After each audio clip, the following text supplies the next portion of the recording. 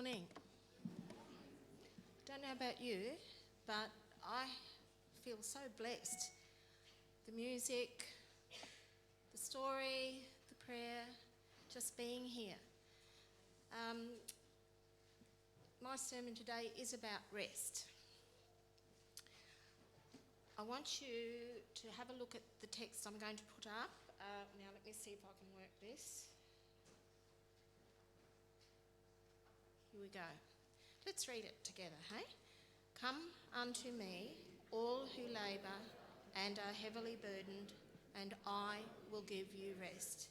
Take my yoke upon you and learn of me, for I am gentle and humble in heart, and you shall find rest for your souls.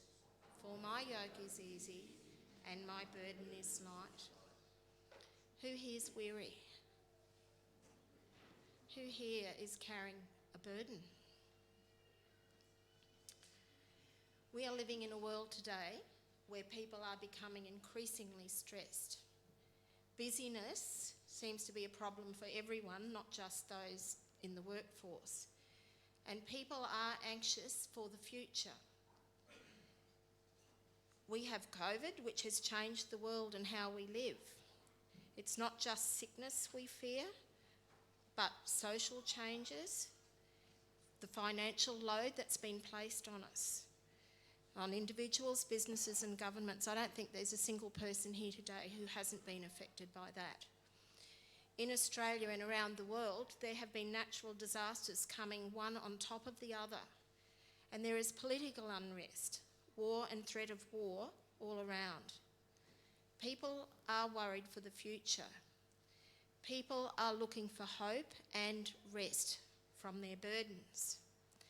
What sort of burden is it that you're carrying that's wearing you out? Do you have financial worries? Are you battling with a health issue? Do you have difficult family or relationship problems?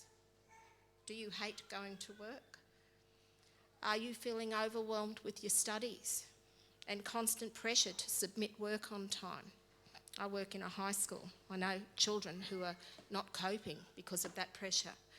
Are you worried about a loved one who is unwell or who is making poor decisions and you feel helpless and afraid for them? These burdens rob us of our peace and the ability to rest.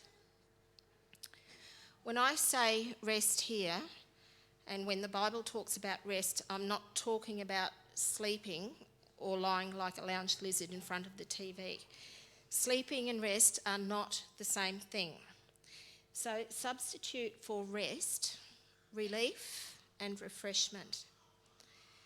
When the body is deprived of rest and remains in an anxious state for too long, there is a price to pay. Overtired, overstressed people are more prone to a range of nasty health problems, an increase in the likelihood of having an accident, high blood pressure, poor decision making and concentration, increased risk of diabetes, memory issues, got that one, weakened immunity, mood changes, heart disease, poor balance. I'll just make a little aside here. I've had a daughter in hospital for 2 weeks now with very strange neural symptoms, and they're beginning to think it's stress related. She's a person who doesn't rest. I've done some research on rest. Here's a brief overview of some good advice when it comes to rest. This is not what my sermon is actually about, but I think it's worth mentioning. There are different kinds of rest. Now, we need to know this. Some of us maybe already know it, but it's worth stopping and having a think, and we're going to do that now. There are different types of rest, and at times we might need more of one kind than the other. So, physical rest. There's two types. There's passive rest. So, if you are working in a physically active job, it makes sense that when you rest, you do passive rest. What do you do for passive rest? Anyone here? What do you do? Watch the TV? What's that? Oh, there you go. That comes later. That's creative rest as well. But yes, passive rest. And then people like me who don't probably do enough activity at my workplace, there's active rest. Your body needs it. So active rest could be walking, yoga, stretching, massage, anything that helps the body's circulation and flexibility. Then there's mental rest. If you have work where you have to be thinking and making decisions all day, or if you are worried about something and you're overthinking, this is the type of rest you need. You need to engage in a non-thinking activity that quietens your mind. Anyone got something you do when you need your mind to be quiet? Weeding the garden, that's an excellent one. Yep. It's mindless, but I tell you what, it's refreshing. It's really makes you feel good afterwards.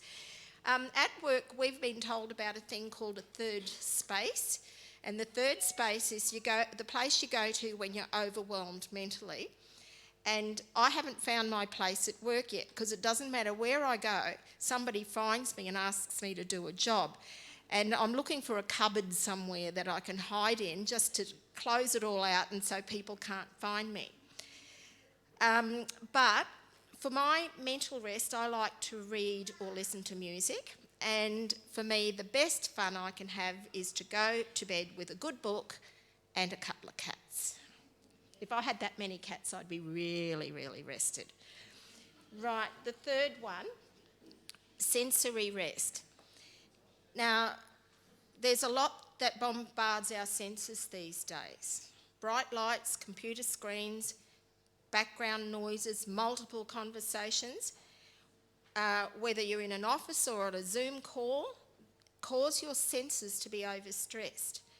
Now, this can be countered by doing something as simple as closing your eyes just for a minute in the middle of the day. They also say look into the distance. Just look out the window and look into the distance. That sense helps your senses. And my suggestion is that you intentionally unplug from electronics at the end of every day. One of the big problems young people have these days is with sleep, because they're still using screens into the night. If you really want to do something for your health, you unplug those and you put them aside. Intentional moments of sensory deprivation just means just turn it all off. Go for a walk outside, and for goodness sake, don't stick an ear pod in your ear when you're walking. That's not giving your senses a rest, actually. Listen to nature. I was talking to somebody on the phone a couple of weeks ago, and as I was talking on the phone, I could hear the magpies warbling really loudly. It was quite distracting, and I thought, you know what, that sound of a magpie singing its song beats any piece of music any day. It was just beautiful. It really livened my spirits up, actually. Then we have creative rest, which was what Rosalie was talking about, right? So Rosalie's scrapbooks. Where'd you go, Rosalie? There you are. I quilt. What do you do for creative rest? Cook. There. That's the last thing I would do for creative rest. But we're all different, aren't we? Anyone else? What do you do for creative rest? Mechanics? Yeah. Some people just love to be out there tinkering. Yeah, that's it. Now, the next one, emotional rest. Where do I start? I think the rest of my sermon might tackle this issue, but the suggestions mentioned here are go to a friend, share with a friend, share with God. Yes? What was that? Jesus. Yep, share with Jesus. Try other forms of rest, because they also, physical activity, doing creative things, spending time with your friends, also will calm your emotions. But if it's not helping, be honest, get professional help if you can't deal with it. And my best advice is surround yourself with positive and supportive people.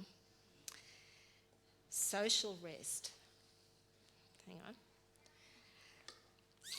Some types of social contact revive us and some drain us.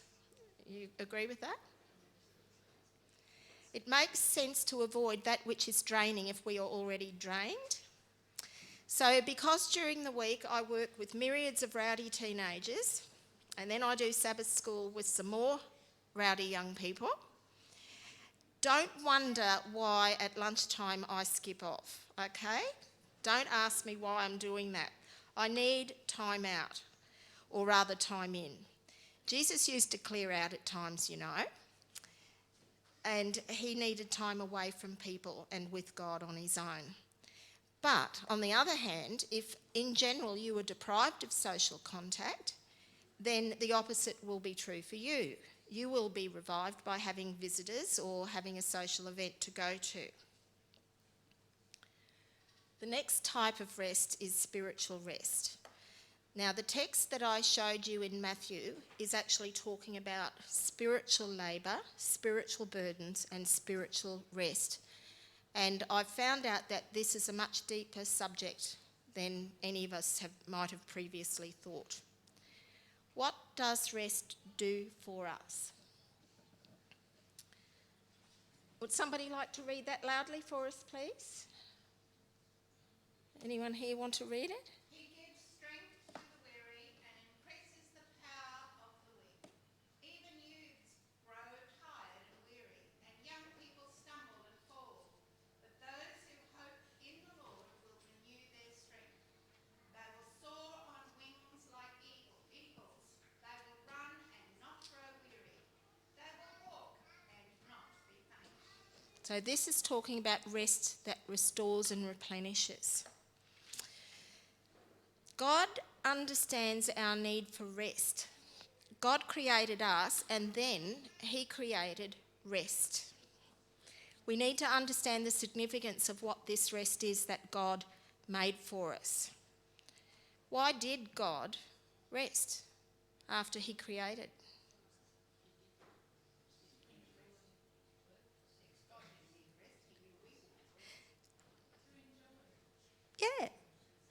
Yeah. He rested because he'd finished his work.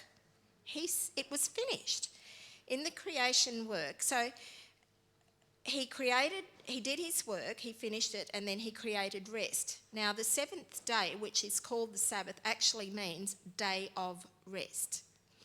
So in the creation week, everything God made, he said was good. Can't imagine it, can we? He had done everything for us that needed to be done.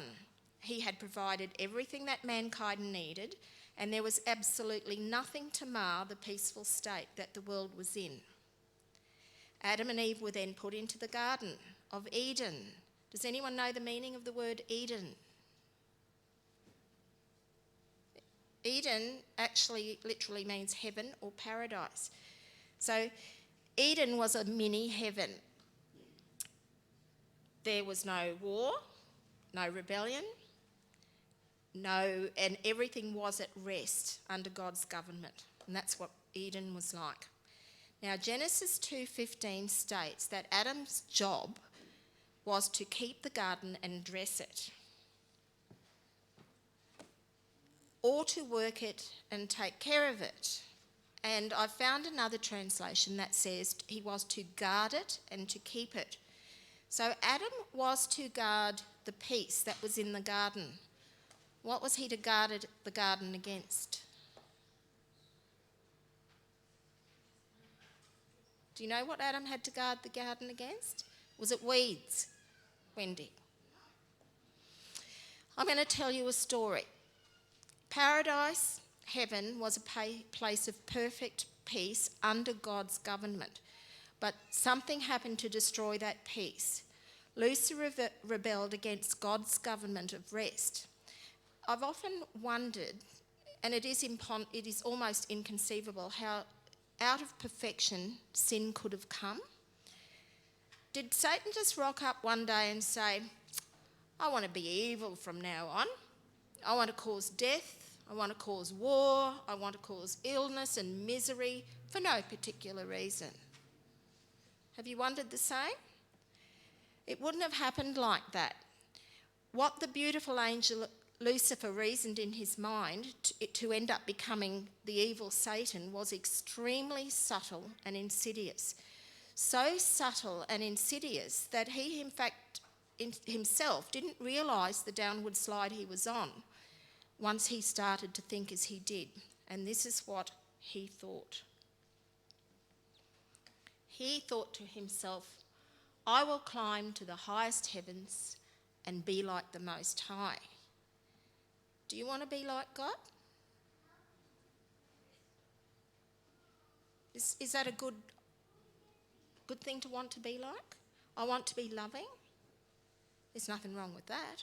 I want to be wise. I want to be kind. He said, I want to be all-powerful. I was created holy and beautiful. I can be like God. I can do this. Do you notice all the I's? Yep. Lucifer was actually saying he would like to do those things without God, and he thought he could. He didn't want to do it under God's submission. He didn't want to rest under God's government. He had deceived himself into thinking that he could sanctify himself. What's that called? Self-dependence, self-righteousness. And by no longer resting under the will of God, the rest in heaven was shattered. Satan created unrest in heaven. He was turfed out of heaven. And where did he go to see if he could upset God's apple cart? He came to the newly created earth. God had put a lot of time into creating earth and its inhabitants, and God loved what he had created. He said it was very good. So Lucifer would try his hand at unsettling God by attacking his beloved children. Did he come up to Eve and say, God's bad. You are perfect and holy and you can be just like him, but you don't have to rest under his government. You can do what you like. Did he say that? He actually did. He did. Look at it. God had told Adam and Eve that under his government they could have access to everything, but they were not to touch one tree. The woman said, we may eat the fruit from the trees, when she was talking to Satan, because he said, what did God say to you? But God did say, you must not eat fruit from the tree that is in the middle of the garden, and you must not touch it or you will die. Satan the liar said, don't believe God. You won't die. For God knows that when you eat from it, your eyes will be opened and you will be like God, knowing good and evil. You can do it without God. And Adam and Eve did decide to do it their way and not submit to the will of God, and then the peace of earth was shattered and there was no more rest. Praise God, he had already made plans for this eventuality. He had an appalling backup plan. And the backup plan was that Jesus should take our place and die for the sin of the world to bring us back to harmony with God in order to restore earth to rest again.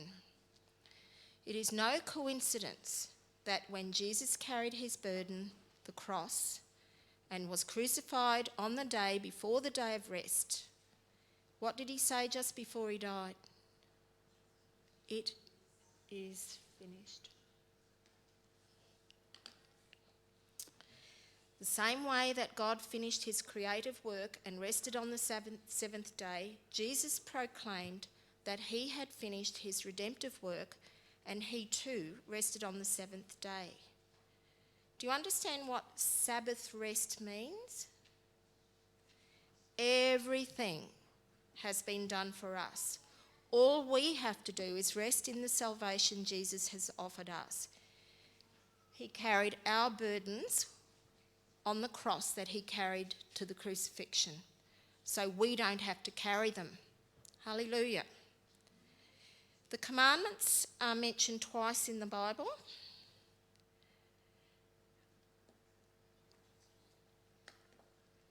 Exodus 20 and Deuteronomy 5. Now, for the kids who've got pieces of paper, this is the fourth commandment, okay? And in Deuteronomy, in Exodus, it actually says, in 6 days, Lord made the heavens and the earth and the sea and all that is in them, but he rested on the Sabbath day. And in Deuteronomy, there's a different rationale. It says, you were slaves in Egypt, that the Lord your God brought you out of there with a mighty hand and an outstretched arm. Therefore, the Lord your God has commanded you to observe the Sabbath day. I think I understand, because I used to wonder why there were two different reasons for it, and I understand it, I think, now. God created and rested because it was finished, and Jesus redeemed and rescued because it was finished. And if we look closely at this text in Deuteronomy, you'll see something there. The children of Israel were rescued out of slavery in Egypt and led to the promised land of Canaan. This was an historical event. It is also an allegory about how Jesus, through his death on our behalf, has rescued his children from the place of sin and captivity and is coming back to take us to the promised land, heaven. And he did it with outstretched arms. The Sabbath is about rest, resting in what has been done for you. It has absolutely nothing to do with what you do or don't do. It is all about what God has done already, and all you have to do is rest in that knowledge. The Sabbath is a type of heaven. It's a time for praise, for rejoicing. It's a time for making peace and blessing others. It's a time to fully depend on God, because God wants us to learn how we're going to behave in heaven. But we can't help ourselves, can we?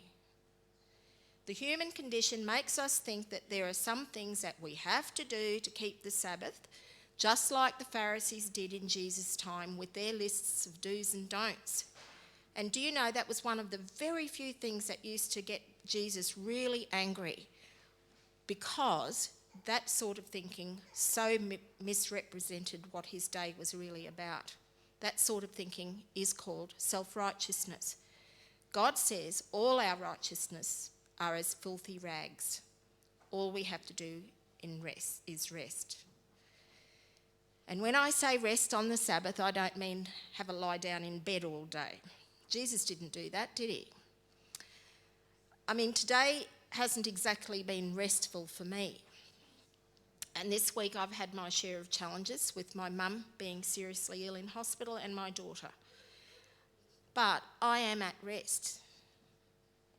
When I spend time in the children's Sabbath school each week, the time and energy I put in for that actually gives me a buzz and it refreshes me.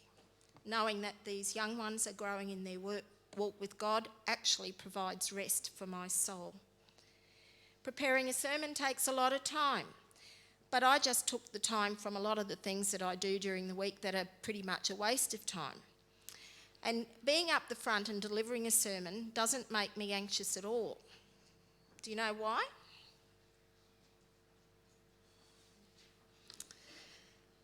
I rest in the knowledge that I can do all things through Christ who strengthens me.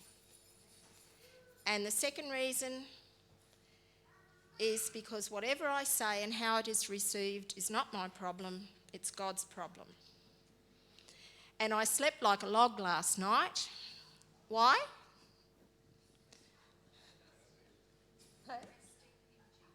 Well, I'd finished. Like Jesus, I'd finished my work, I'd finished the sermon, I could go to sleep and I could rest.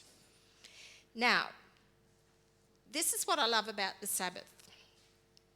Today is the day that we have God's permission not to do things, right? Not to labour and not to be burdened. For one day each week, we can let go of all those things that cause unrest in our souls. I'm going to give you some examples. For 24 hours, we don't have to think about that report that is due on Monday. We don't have to swap for that exam that you think that is going to impact on your future if you don't pass. It won't, you know. Life still goes on despite failures. We don't have to rack our brains for solutions to that problem that is disturbing our peace at work or at home. It's our day off. We don't have to worry about the results of that medical test. Give that worry to God. If you have an addiction, let it go for 24 hours. If you have a vendetta against another member of the church and you would like to see that person cut down to size, it's not your business. Let it go. Vengeance is mine, said the Lord. Let God deal with them. It's his work. Not yours, and you are not to work on the Sabbath. If you are angry with someone and would love to have a go at them, don't bring it to church. You won't be allowed to bring that to heaven. You can let go of the crushing guilt and regret that you feel for something you might have done in the past. Give that to Jesus. He carried that sin on his back on the way to the crucifixion. You don't have to carry it anymore. All those things you are worrying about and causing distress in your life, give them to God. He asks us to do that. He asks us to put our burdens on his shoulders. So God is giving us permission to not do stuff. Do you realise that pretty well all the commandments are about things not to do? Have you noticed that? There's not that many that say you have to do this and you have to do that. God is saying to us all the time, don't steal. That's not the way to receive material blessings. Let me bless you instead. God is saying to you, don't lie. It's wrecking your character. And soon you'll be doing it all the time. You won't even notice it. God is saying to us, don't conduct that illicit relationship. You're going to break hearts. It's just not worth it. Let me give you the love and comfort you need instead. God is saying, don't disrespect your parents. What are you teaching your children about how to respect you? And even if your parents were not the sort of parents who really you think are worthy of respect, God says, I promise you, if you respect them, I will give you blessings if you do it my way. Ask yourself now, which of the commandments do you rest in and which do you resist? If you let go of all the things you do on the Sabbath, there are huge rewards. We actually will not suffer if we don't think about that problem or try to sort out that person we think needs fixing, or if we give up on our addiction for a day. I guarantee that if you put these things away for the Sabbath hours, you will find that they won't seem as important to you the rest of the week. We won't suffer if we don't think about that assignment or that test, or try to catch up on all the things that we're running late on around the place. We will actually be refreshed and be able to go on with new vigour and clear thinking. Have a look at this text here. Oh, I haven't written it down. In Leviticus 25, 1-7, is there anyone here with a Bible who could quickly open and look at it?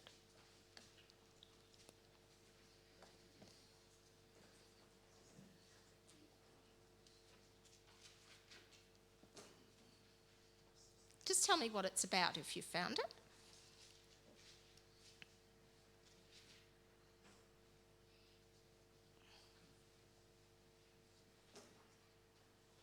What's it about? Don't have to read it, just tell me what it's about. God actually says, rest your land for 1 year out of 7.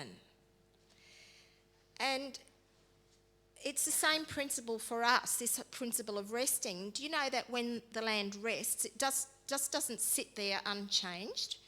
It actually rejuvenates, it replenishes, and it ends up becoming more productive. I checked out what actually happens to the land when it lies fallow. So any farmers here? Yep, good. It gets carbon from the air and that goes into the ground, so it restores carbon to the soil. Nutrients from deep under the soil rise up to the top, and there is an increase in beneficial microorganisms while it lies fallow. and you're not sticking poisons and pesticides on it. It also breaks the breeding cycle of pests.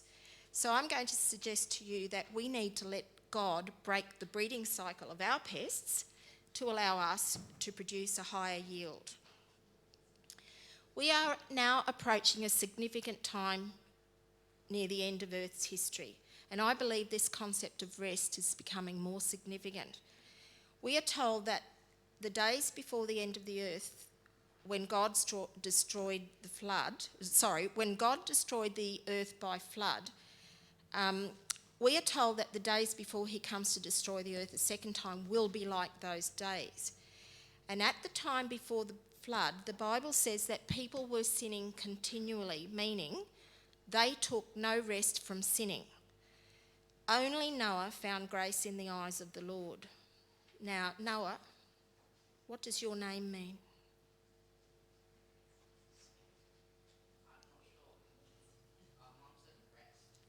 Mum knows. Noah means rest. Noah found grace in the eyes of the Lord. Noah was resting under God's government. The point is that in the last days, those who find grace will be those who are resting in God's work and not their own works. Let's look at this text. There remains then a Sabbath rest for the people of God. For anyone who enters God's rest also rests from their works, just as God did from his. Let us therefore make every effort to enter that rest, so that no one will perish by following their example of disobedience. There is a rest that remains for all of us, meaning it's a future rest. If you watch a movie, the bit that remains is the bit you haven't done yet. What rest remains for us? Heaven. And only those who are sanctified will enter that rest. It's interesting that people often accuse SDAs of trying to work their way to heaven because we keep the Sabbath, but nothing could be further from the truth. Let's hope we ourselves don't give credence to that idea by the way we behave. We don't sanctify ourselves. There's nothing we can do to sanctify us. God's done it. God's work saves us, first his creative work, then his redemptive work. I'm going to go back to our first text.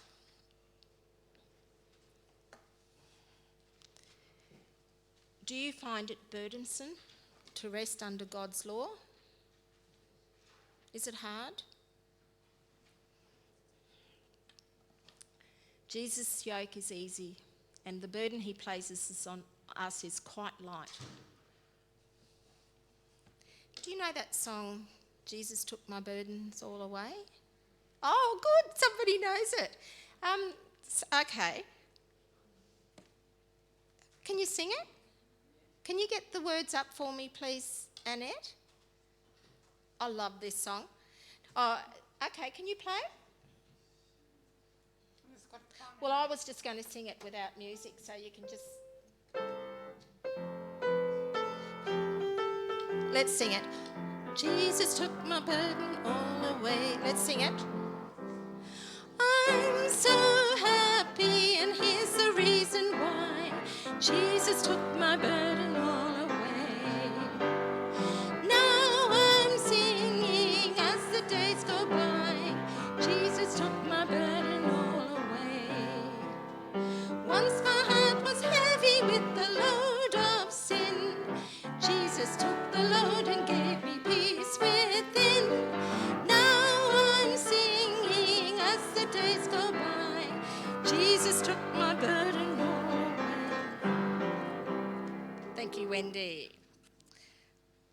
The day is coming when all who have lived on earth will rest, one way or another, whether they want to or not, because God is putting an end to sin. Those who won't rest in God's government will be put to sleep for all of eternity. They will cease to sin. And those who are willing to rest under God's government will continue to do so for all eternity. we are told that unrest will never enter the universe again. How amazing to be part of this incredible event. The suffering of God's creation will be over.